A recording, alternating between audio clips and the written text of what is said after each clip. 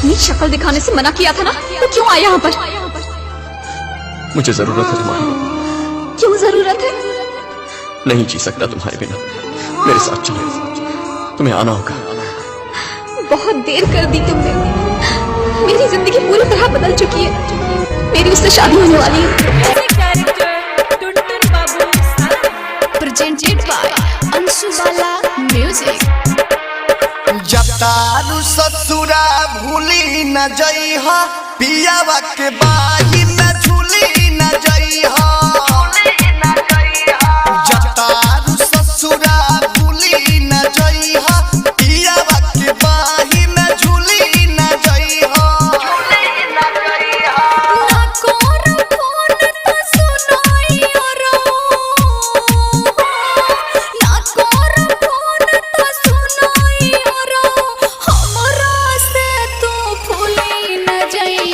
जब तारू ससुरा भूली न जइहा, पियावा के बाही न झूली न जइहा। जब तारू ससुरा भूली न जइहा, पियावा के बाही न झूली न जइहा। बालाजी रिकॉर्डिंग स्टूडियो जादू। Presented by Anshubala music.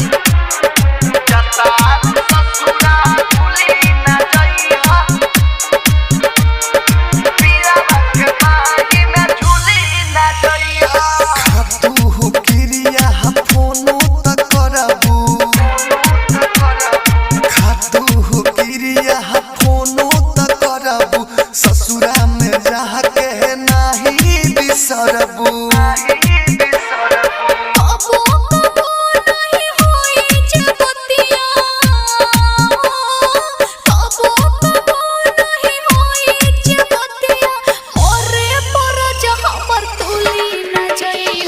जब तारू ससुरा भूली न जइहा, पियावा के बाही न झूली न जइहा। जब तारू ससुरा भूली न जइहा, पियावा के बाही न झूली न जइहा।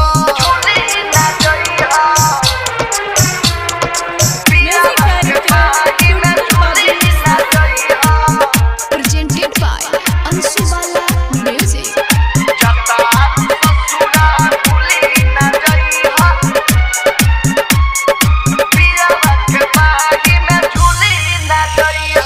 दिन रात तड़पे मत हरे है वियोग में। दिन रात तड़पे मत हरे है वियोग में। पागल बन के घूमब बरोड में।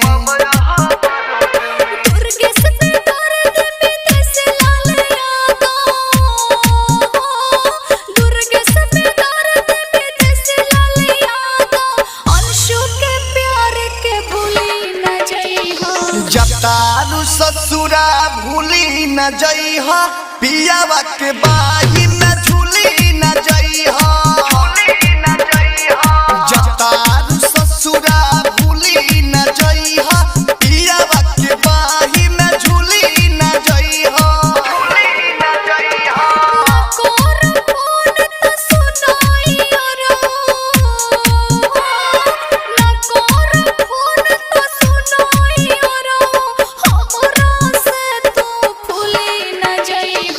जब तारू ससुरा भूली न जइहा, पियावा के बाही न झूली न जइहा। Balaji recording studio Jadavpur.